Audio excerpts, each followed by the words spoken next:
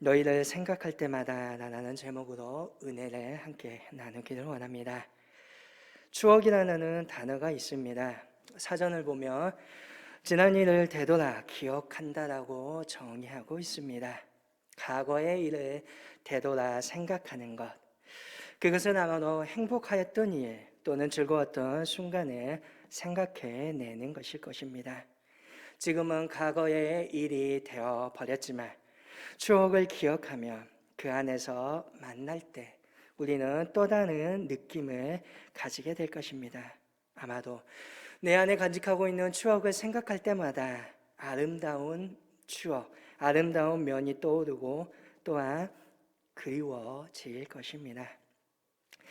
물론 기억이라는 것이 완전하지 못하거나 자신이 가지고 있는 생각에 따라서 흐르는 경향도 있지만 내 기억 속에 잠들어 있던 추억, 분명 아름다움과 그 만남을 통해서 또 다른 기쁨을 이끌어 주게 될 것입니다. 우리는 이제 위드 코로나를 바라보고 있으며 조금 더 여유로운 예배를 드리는 순간이 찾아오게 될 것입니다. 지난 2년 동안 코로나라는 질병으로 말미암아 예배하는 순간이 얼마나 부담스럽고 힘이 들었습니까? 지금 교회에서 만나 이렇게 예배 드리고 있지만 코로나 이전에 자유롭고 행복하였던 예배, 우리는 그것을 그리워하였습니다. 지금은 부족하고 분명 함께 모여서 예배 드리고 있지만 마음에 들지 않는 면도 있을 것입니다. 그럼에도 불구하고 우리가 예배할 수 있음에 감사하고 예배 드릴 수 있다는 그 사실이 정말 좋고 소중하다는 것을 깨닫게 되는 것, 그것은 우리가 가지고 있는 지난 예배를 드렸던 추억이 우리를 해상시키고 예배의 소중함을 기억해 하기 때문일 것입니다. 그렇게 어찌 보면 우리는 방관자로 있으면 아니 됩니다. 기억 속의 한 페이지에 지워지고 맙니다. 어찌 보면 지금 이 순간에 저와 여러분의 만남을 또한 우리 안에 드리고 있는 이 예배를 무심하게 넘기지 마시기를 바랍니다. 소중하게 여기고 만남과 예배에 적극적으로 열정적으로 다시금 시작할 수 있기를 원합니다. 그러할 때 추억 속에 있는 여러분은 아주 소중한 사람들로 남게 될 것입니다. 사도 바울은 빌립보 현재 상황은 감옥에 갇혀 있는 상황입니다. 그러나 결코 그는 절망적이지 않습니다. 왜냐하면 빌립보 교인들 때문입니다. 바울에게 빌립보 교인들은 3절의 고백처럼 생각할 때마다 하나님께 감사하게 되고 간구할 때마다 속에서 기쁨이 솟아나게 만드는 사람들입니다. 바울은 자신의 추억 속에 있는 그들을 되살리며 편지를 쓰면서 기쁨으로 가득 차갑니다. 오늘 저와 여러분은 어떠합니까? 누군가가 나를 생각하였을 때 그 사람의 기쁨이 되어주는 사람입니까? 때로는 여러분에게 가끔 생각할 때마다 기쁨을 가득하게 하는 얼굴이 떠오르시거나 아니면 그러한 순간들이 있으십니까? 그러한 추억이 많고 그러한 사람들이 많은 사람은 복을 받은 사람입니다. 나의 기억의 창고에 풍부한 보물을 쌓아두고 있는 사람과 같습니다. 빌립보 교인들이 사도 바울에게 이처럼 감사하고 기뻐할 수 있는 존재가 된 까닭이 무엇입니까? 5절에 말씀합니다. 첫날부터 이제까지 복음을 위한 일에 참여하고 있기 때문이라. 복음을 전하는 일에 함께 참여하고 있다는 것입니다. 사도 바울에게 있어서 빌립보는 매우 특별한 곳입니다. 사도 바울은 2차 선교 여행을 원래 아시아 지역에서 하고자 하였습니다. 그러나 성령님께서는 그것을 막으시고 사도행전 16장 9절을 보며 마케도냐로 건너와서 우리를 도우라라는 한 남자의 항상을 보게 됩니다. 바울은 배를 타고 유럽, 그리스 지역으로 건너갑니다. 그리고 그 땅에서 처음으로 교회를 개척한 교회가 바로 빌립보 교회였습니다. 빌립보 교회는 빨리터에서 시작합니다.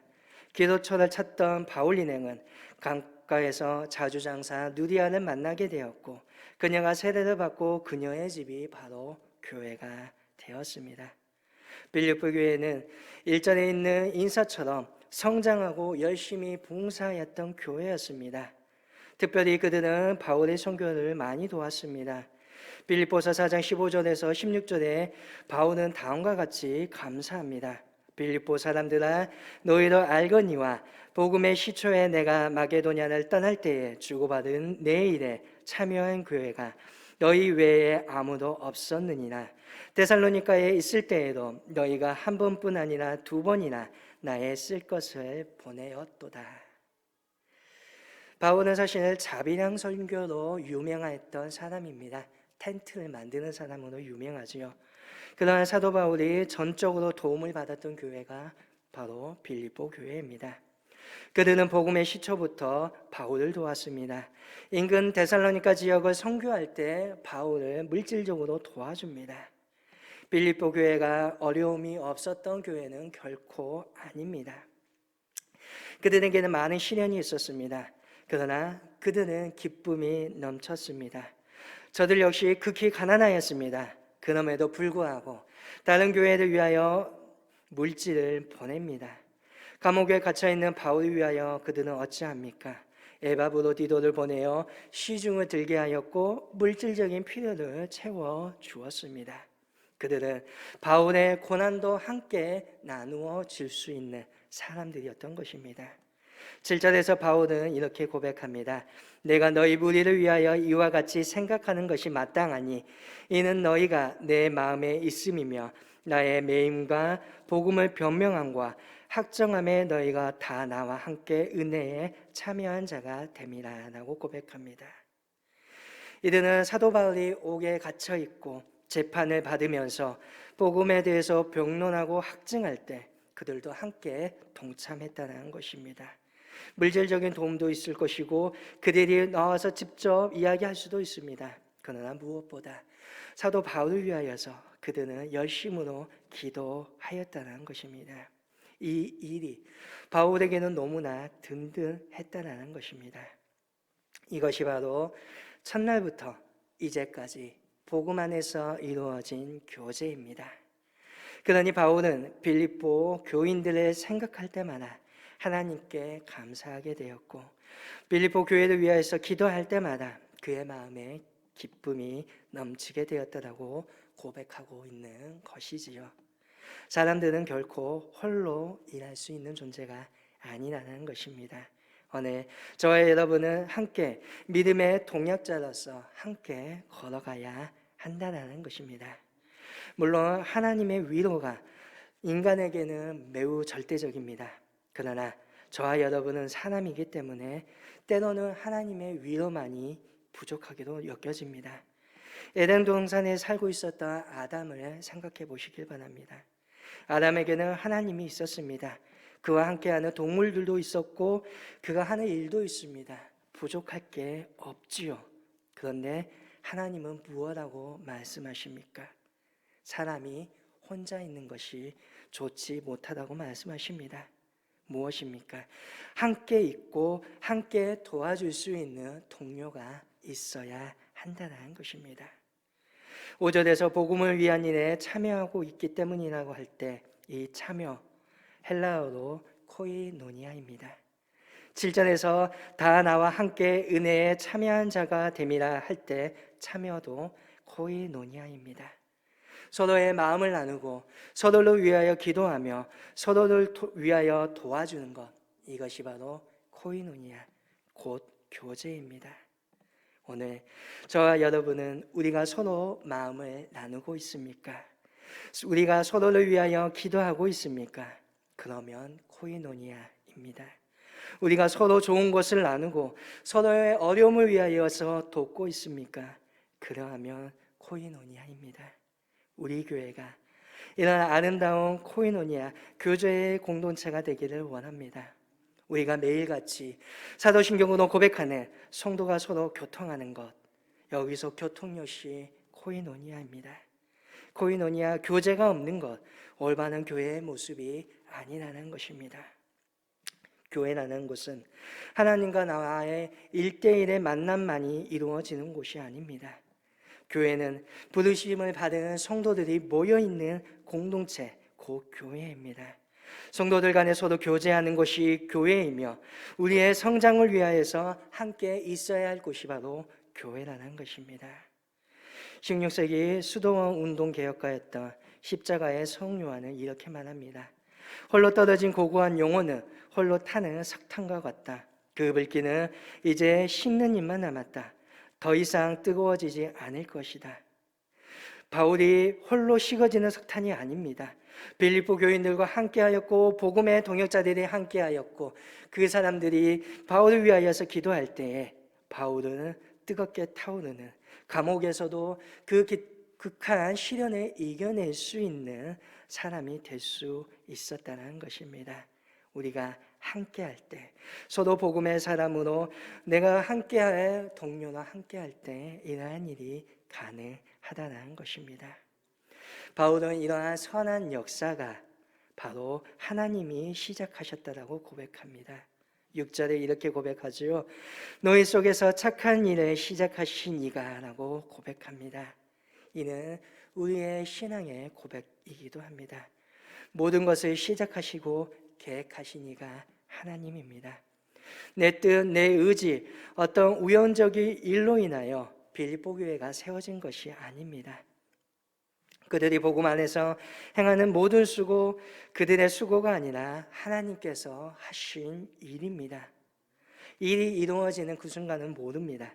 그러나 시간이 흐르면서 우리는 그것이 하나님의 계획이었음을 확신하게 된다는 것입니다. 때로는 우리가 하나님의 뜻이 잘 보이지 않고 혼돈 가운데 있을지라도 우리는 하나님이 인도하신다라는 믿음을 놓쳐서는 아니 됩니다. 지금은 마치 안각에 끼어서 잘 보이지 않으나 그 안개가 거친 후에 하나님의 인도하심을 뚜렷하게 보게 된다는 것입니다. 혼란한 가운데 결정한 것처럼 보이지만 하나님이 이미 예정하신 것이고 하나님께서 시작하신 일이라는 것입니다.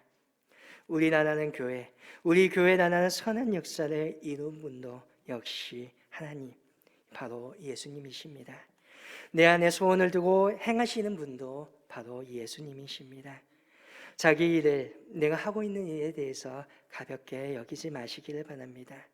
그것은 하나님께서 소원을 우리에게 두시고 행하시는 거룩한 일들입니다.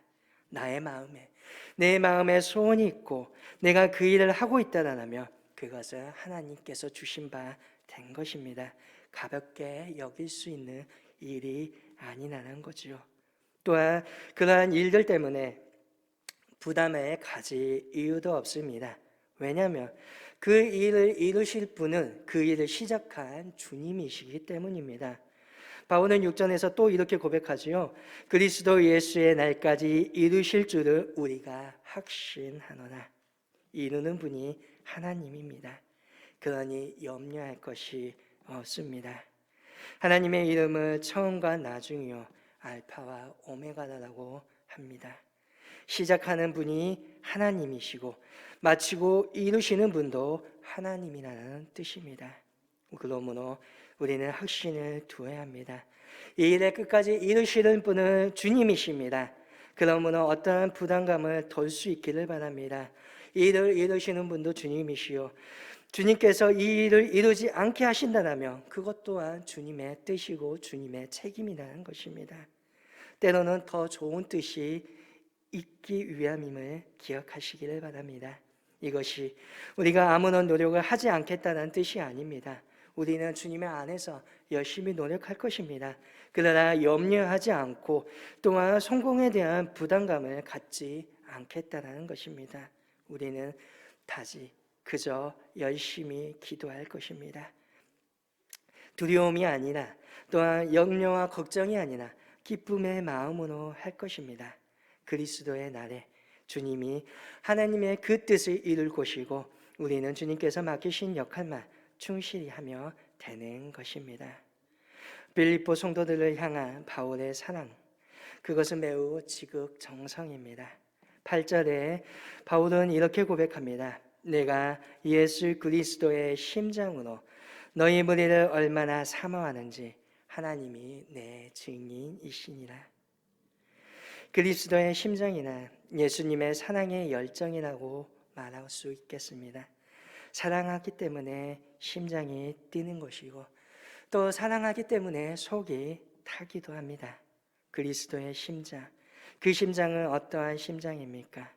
예수님은 온 인류를 위한 사랑, 구원을 위하여 자기의 목숨까지 내어주는 그러한 그리스도의 심장입니다. 사도 바울은 예수님이 온 인류를 사랑하셨듯이 자기도 빌립보 교인들을 사랑하며 하나님이 그 증인이라고까지 확신에 차게 말합니다. 바울은 자신의 심장을 그리스도의 심장으로 바꾼 사람입니다. 빌립보서 2장 5절에서 그는 너희의 마음, 이 마음 곧 그리스도 예수의 마음을 품으라고 말합니다. 또한 빌립보서 3장 8절에서는 바울은 그리스도를 아는 지식이 가장 고상하여 그리스도를 얻기 위하여 자기가 유익하게 여겼던 세상의 모든 것들을 배설물처럼 여겼다라고 고백합니다.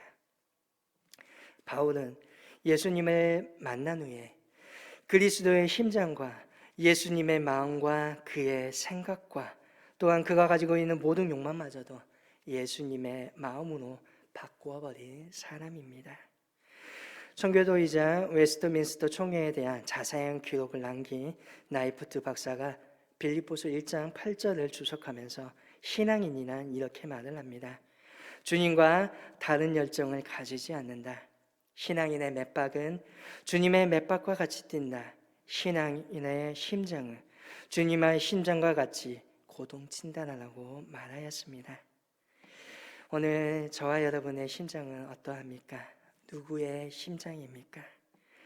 우리는 주님이 기뻐하시는 것과 함께 기뻐하고 있습니까? 우리는 주님이 사랑하시는 것을 함께 사랑하고 계십니까? 우리는 주님과 같은 생각을 품고 있으며 단순히 예수님을 믿는 사람으로 있는 것이 아니라 예수님을 닮아가고 있는 사람이 되시기를 원하고 계십니까? 예수님을 믿는 그리스도인, 믿는 것으로 끝나는 것이 아니라 예수님을 닮고 예수님이 내 삶의 전부가 되는 사람입니다. 오늘날 이 시대에 문제가 있다면 그것은 자기의 중심은 결코 바꾸지 않는다는 것입니다. 자기의 유익이 되는 것만 받아들이고 자신은 변화하려고 하지 않습니다. 그것은 예수님과의 관계도 마찬가지입니다. 예수님께 중심을 내어드리지 않습니다. 초기 한국 개신교 헐버트 선교사는 한국인의 종교 의식 구조에 대해서 이렇게 말한 적이 있습니다. 한국인은 사회적으로는 유교적이며 철학적으로는 불교적이지만 그 밑바닥에는 샤머니즘이 자리 잡고 있다. 고려 조선시대를 거치며 불교, 유교가 득세하였지만 백성의 심성을 지배하고 있었던 것은 샤머니즘입니다. 기독교도 마찬가지입니다. 샤머니즘은 기독교 안에서 자신의 자리를 마련합니다. 샤머니즘 다른 것이 아닙니다. 기복의 신앙입니다. 자기의 자리를 바꾸지 않고 자기에게 유익만 되는 것을 흡수하려고 하는 이기주의입니다. 오늘 저와 여러분이 예수님을 믿고 예수님을 따르는 그리스도인이라면 야곱이 야복 강가에서 항도뼈가 무너지고 이스라엘로 변화했듯이 나는 죽고 내 안에 그리스도가 살아나야 할 것입니다. 우리 안에 예수님이 가득하기를 원합니다. 예수님께서 낮아졌듯이 우리도 그 주님의 겸손을 배우기를 원합니다. 우리의 심장이 예수님의 그 심장이 되기를 원합니다. 온 세상을 사랑하여 자기를 내어주셨듯이 내 형제와 내 자매, 이 세상을 위하여 희생하며 섬기주는 사랑의 사람이 되기를 원합니다. 오직 예수님께서 하나님의 뜻과 영광만을 위하여 살았듯이 우리도 예수님의 뜻과 영광만을 위하여 살아가기를 원합니다. 우리 안에 그리스도의 심장을 가지고 하나님이 맡겨주신 귀한 그 일들을 감동할 수 있기를 원합니다. 그리고 그 일들 안에서의 열심과 치열함 속에서 누군가가 되돌아보고 기억하였을 때 바울처럼 빌립보 교인들을 생각하면 기쁘고 그들을 위하여 기도하면 감사할 수 있는 그 사람이 바로 저와 여러분이 되기를 원합니다. 누군가가 생각하였을 때 바로 그 사람이 바로 우리 계림교회 모든 식구들이 될 수 있기를 주님의 이름으로 간절히 소망합니다.